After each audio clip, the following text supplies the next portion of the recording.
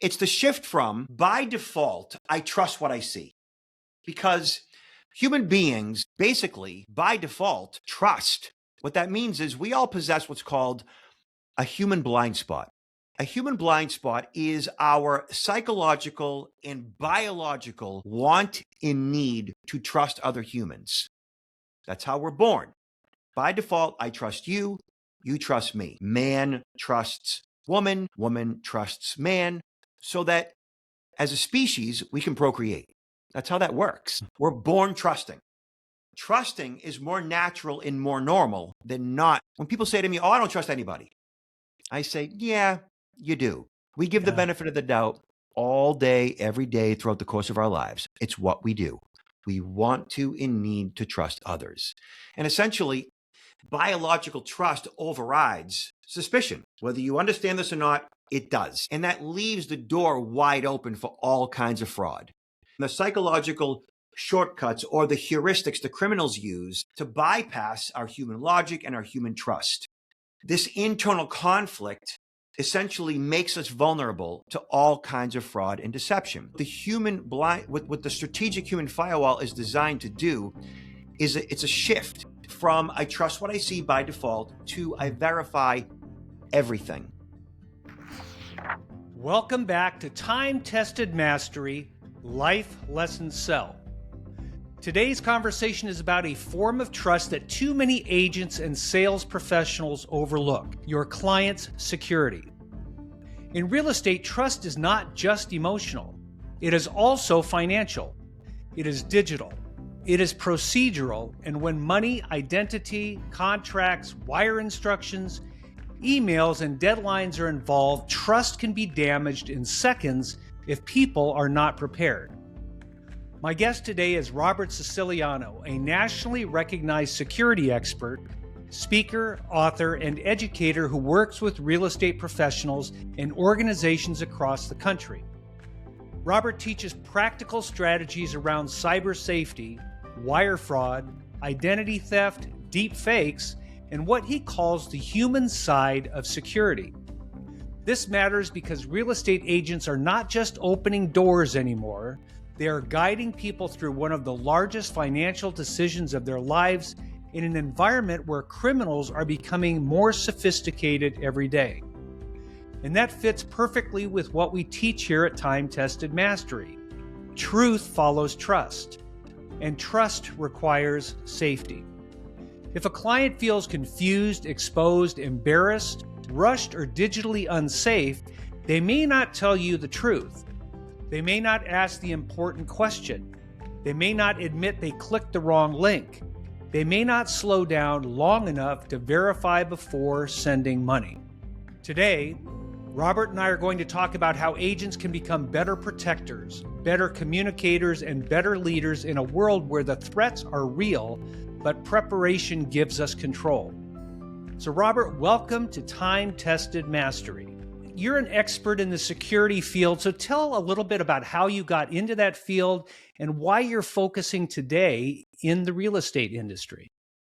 When I was in my early teens, I had been in a multiple attack situation myself. At the age of 12, my dad let us go into downtown Boston, and 5 kids surrounded me, beat me up, and took my money. Shortly after that, I met my first unfortunate victim of sexual assault, a young girl that I had known. And that kind of got my focus on personal protection as it related to violence prevention in my teens. So I started to gravitate towards professions revolving around personal security. And by my early 20s, late teens, early 20s, I bought my first multifamily. And in that process, I started working with a real estate agent who confided in me that, as an agent, she faced all kinds of situations regarding her own personal security. Mind you, we're going back almost 40 years. And I didn't quite understand what she was talking about until I did. We were working on looking at this particular 3-family, and I went down the basement. She didn't come down with me. And I found a bunch of people down in this basement in this multifamily squatting. I kind of freaked out. I started screaming at them, and they all ran out the bulkhead door. When I went upstairs to find the real estate agent, she was nowhere to be found. She left the building when she heard me screaming. And I found her down the street in her car, a little nervous as to why I was screaming. Once I got up to her, I explained what happened, and she, then explained to me that's what we deal with. So since then, I've been teaching real estate agents personal protection as it relates to violence prevention. I was one of the security experts that actually began Realtor Safety Month back in 2001. And since then, it's, a whole thing. And now I speak to real estate agents probably 40, 50 times a year for continuing education, providing them my CSI protection, cyber social identity and personal protection CE event. Awesome. Awesome. So, a lot of people don't really recognize how vulnerable real estate agents are, particularly gals, when they are meeting people that they don't know. One of the things that I teach is the trust to truth method, which is in order to be successful in communicating with your clients, they need to trust you. But conversely, you've sort of focused on, the threats to the real estate agent in the industry as well. This is a high risk profession. Agents are mobile. They frequently, visit unoccupied properties. They're meeting people based on a phone call or an email or a text message. They don't have any, formal security training. And they just kind of have to, or believe they have to, just trust people by default. And that gets them into vulnerable situations. The fact that, there is an agent every so often murdered, it's a real thing, more often accosted, they need to know what their options are. And so are you teaching personal safety in the physical sense in the classes that you do, as well as the cyber safety? Yeah, so I do both. It's cyber social identity and, of course, personal protection. It's knowing how to avoid and remove yourself from a dangerous situation, whether it's in the physical world or the virtual world. And really, like, the two kind of go together. They're synonymous. My philosophy is and has always been that all security is personal security. And personal security, of course, begins with physical violence prevention. But what's more personal than, your own identity? And so once you understand how to protect yourself both online and in the physical world, security in and of itself becomes that much easier, and it becomes top of mind. It's not about worry. It's not about fear. It's about doing something. It's about it. It's about developing a certain mindset that when you enter the world, the moment you step out of, your home, that you have an understanding about what to do and what not to do and how to position yourself. So if the bad guy is paying unwanted attention to you and they see that he or she has an understanding about their environment, about their situation, we call it situational awareness. If that person, my students, has this awareness, then essentially they become a tougher target and the bad actor moves on to somebody else because, there always has been, there is, and there always will be this criminal element out there, and they're always going to choose somebody. You just don't want them to choose you. Right, right. Well, before we go into some of the newer emerging threats, let's talk about the one I think a lot of people might be aware of, but not everyone, and that's wire fraud. That seems to be something that's really rampant. Talk a little bit about wire fraud, what you're seeing, and what we should be doing about it.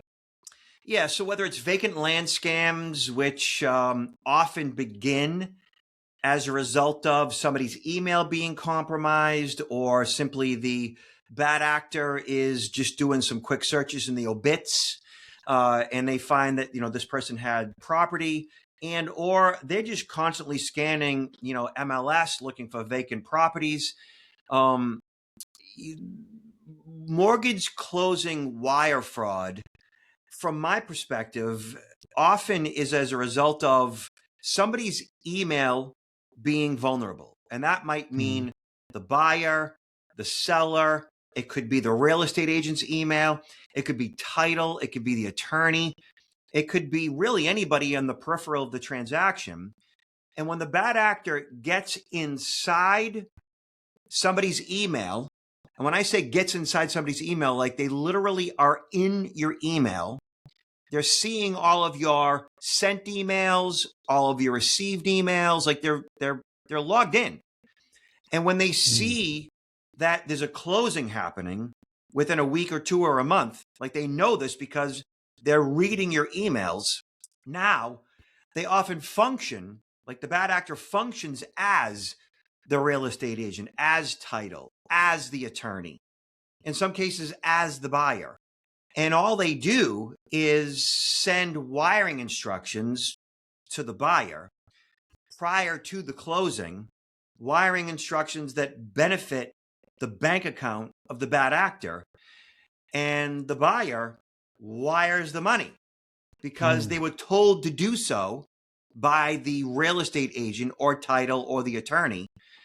And that often results in, 5, 6, 7 figures lost. Right, right. And I have seen that in my real estate practice. Thankfully, it's only been a couple of times where we've caught those attempts before the money was actually wired. I think there's only been 1 or 2 times in my 40-year career where I've seen money actually be sent and it's lost. It's gone by then. But let's talk a little bit, because we know that the closing companies and the real estate agents are saying, please call and verify wiring instructions before you send any money.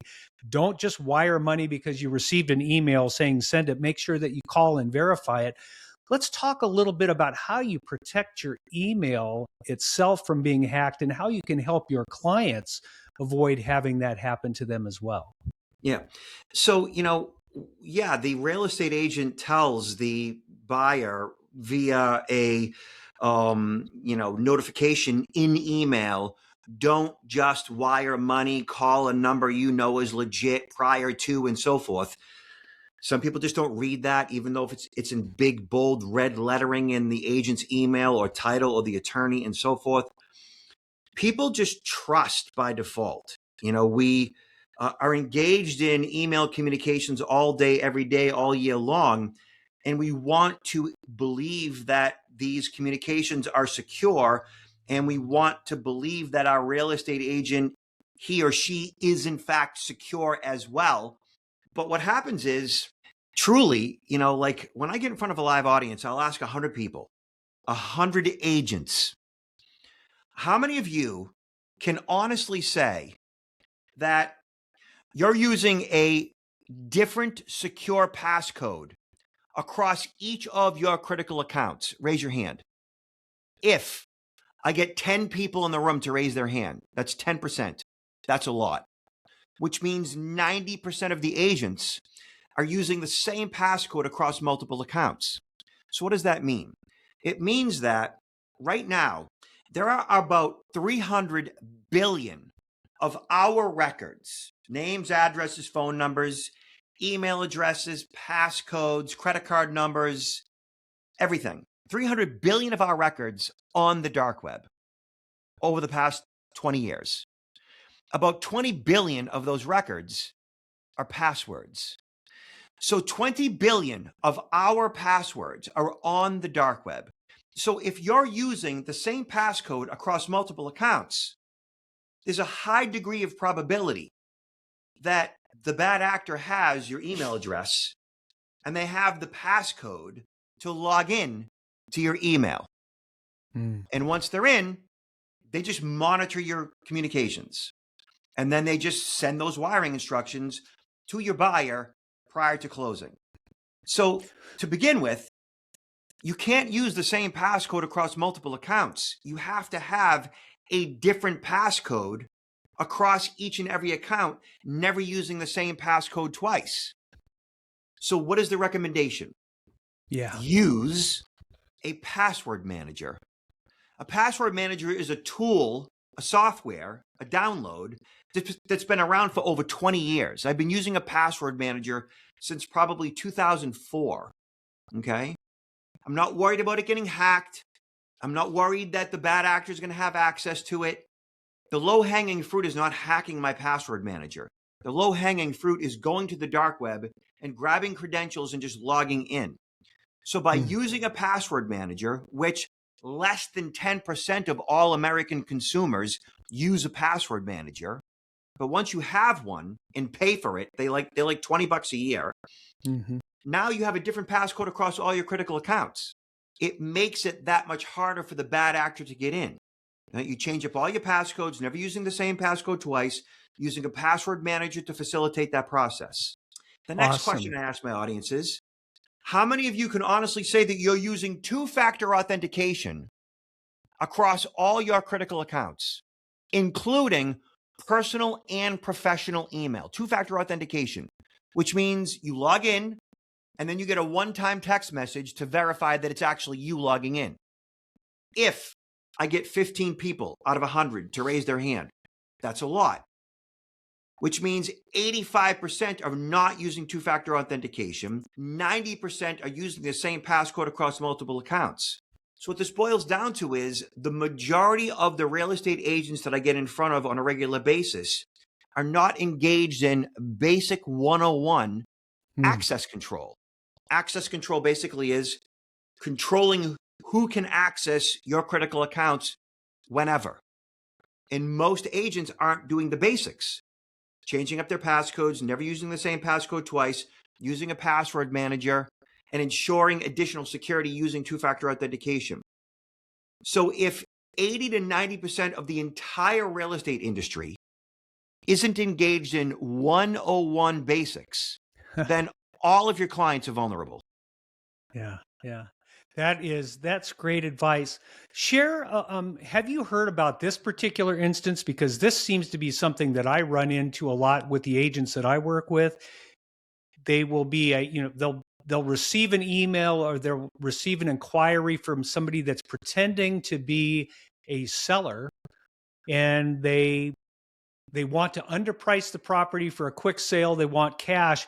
But the person that is reaching out to the agent is not the seller of the property, and they're trying to create a quick sale in order to transfer that property and pull equity.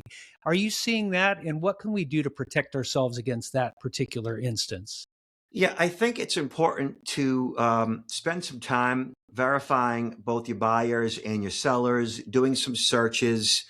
I know that Forewarn is a tool that's available to real estate agents generally for a small fee to free.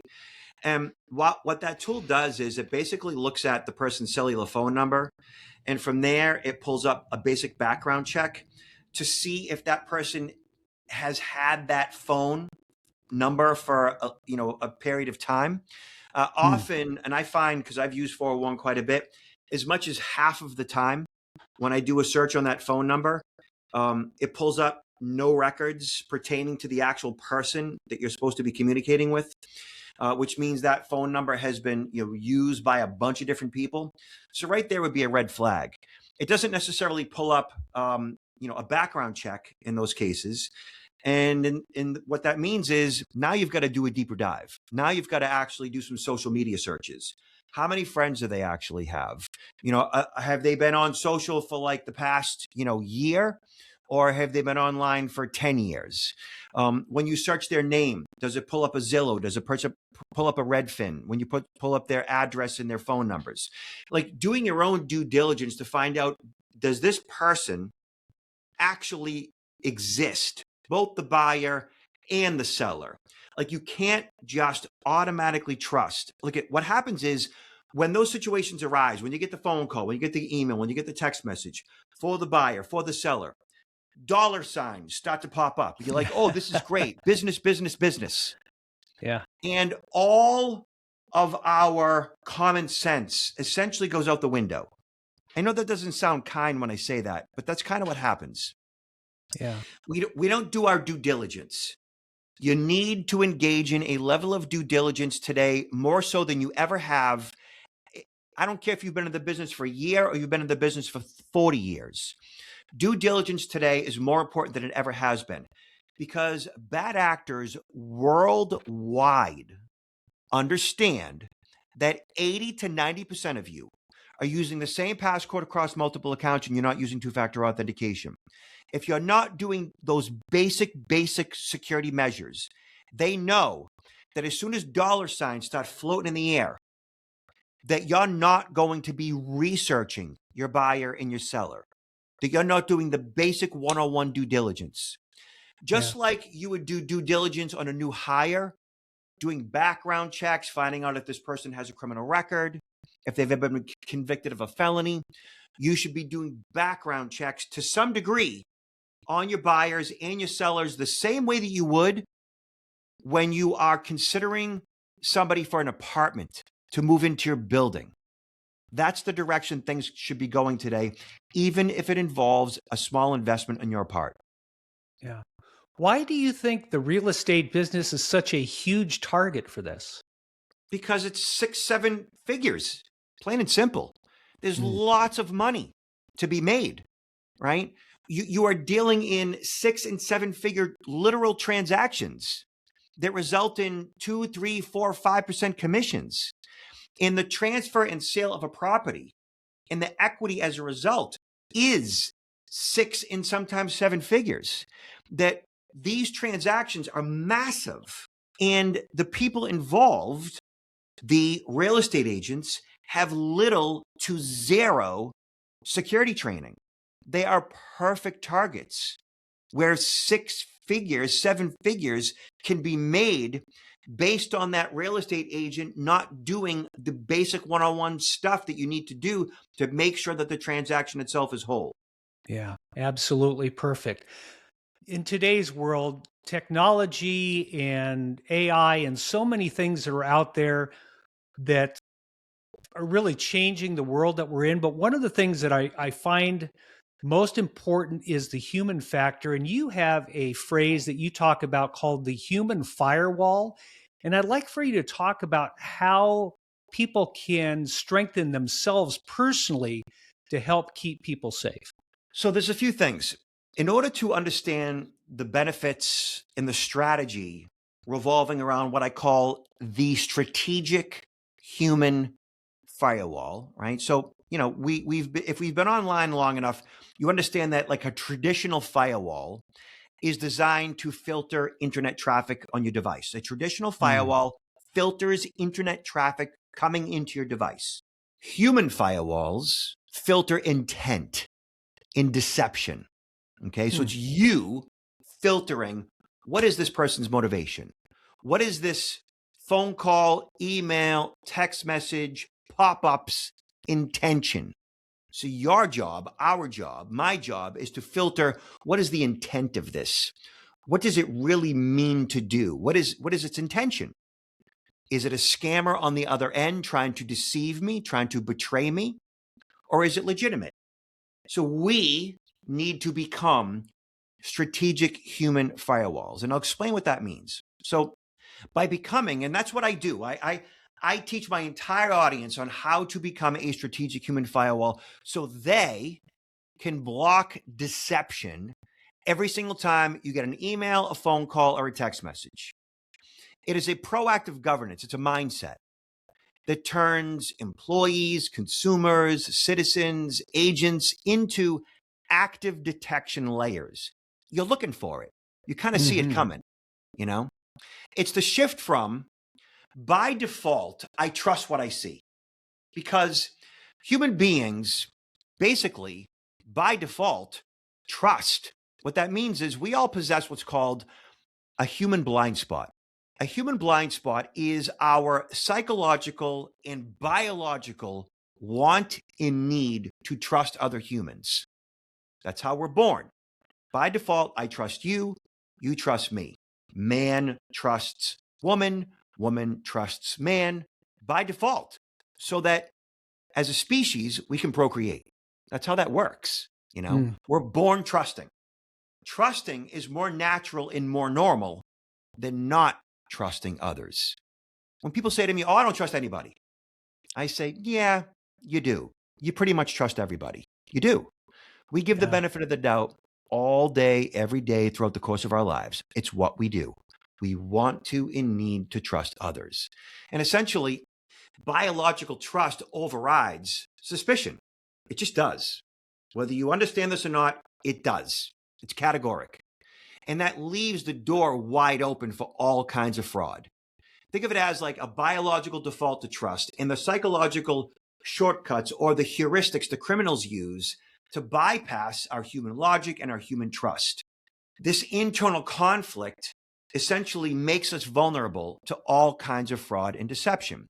And so what the strategic human firewall is designed to do is it's a shift from I trust what I see by default to I verify everything. So every phone call, every email, every text message that comes in, you're kind of scrutinizing, you're kind of looking, you're kind of like determining what's really going on here. What criminals use is a tactic called manufactured urgency.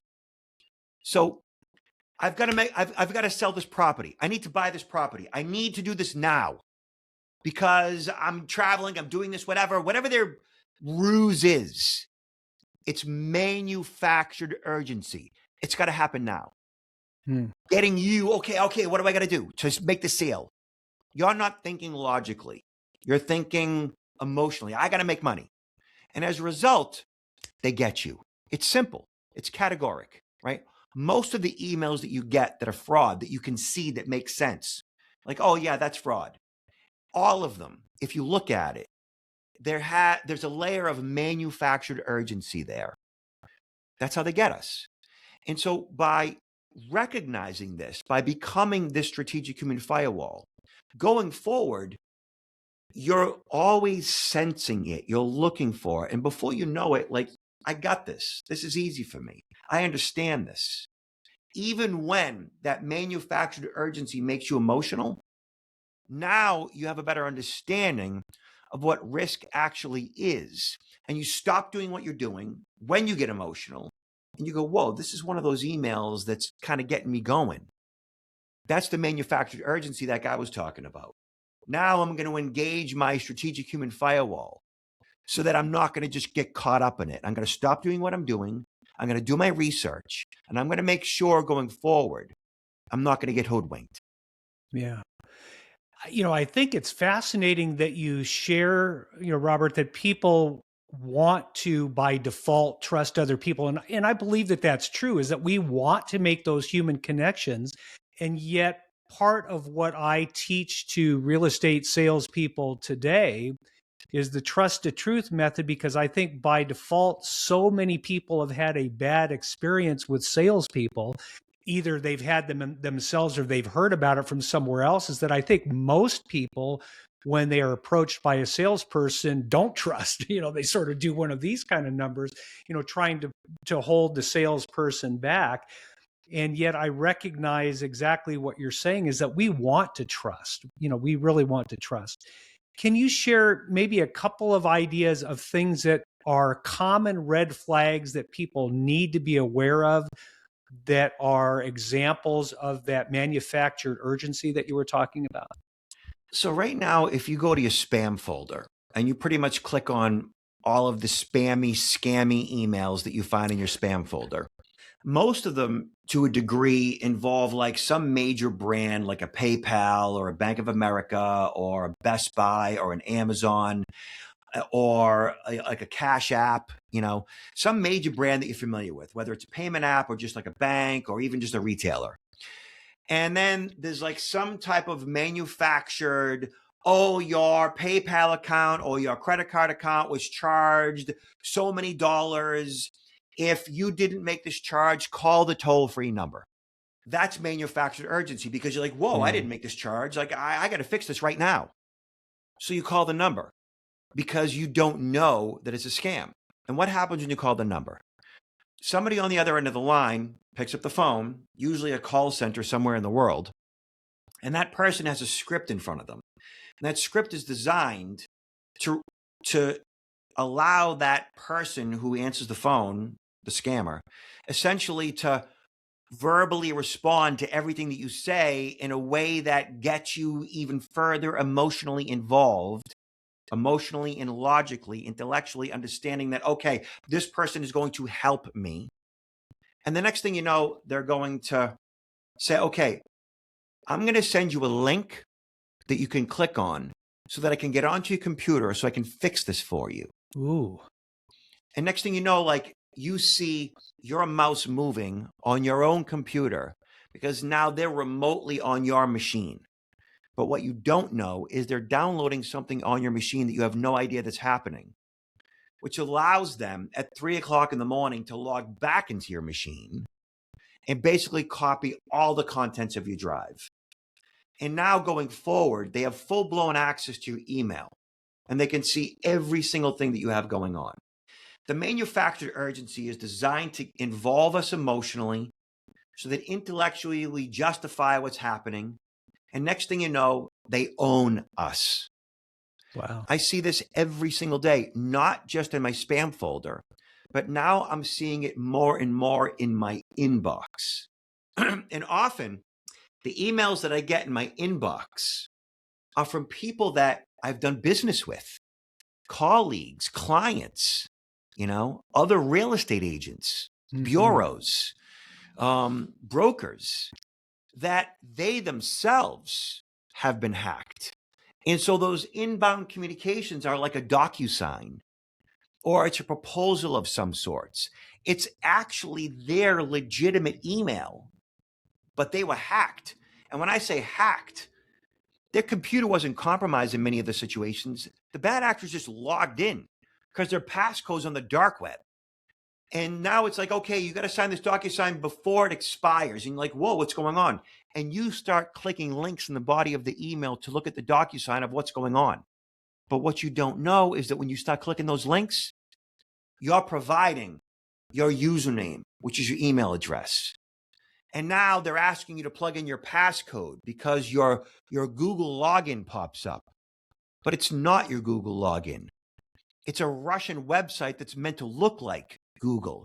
Now you're providing a bad actor your Gmail address and your passcode for Gmail.